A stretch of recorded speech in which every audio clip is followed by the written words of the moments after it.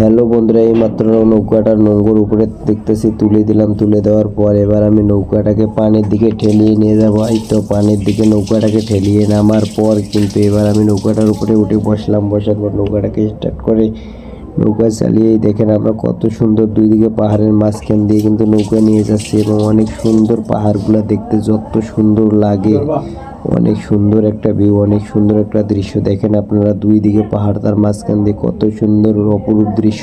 আমি দেখতে দেখতে একটা গ্রামে চলে আসলাম।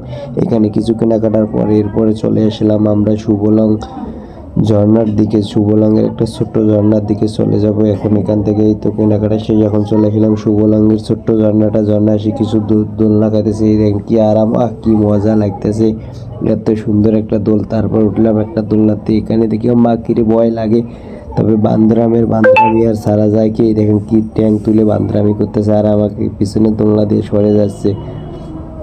এরপর থেকে দেখেন আবার সুন্দর করে আরেকটা আদিবাসী গ্রামে আসার পর এখানে কেনাকাটার করার পর আমরা আমাদের ট্রলারের পাশে দিয়ে একটা হাউস বোট চলে এসেছে।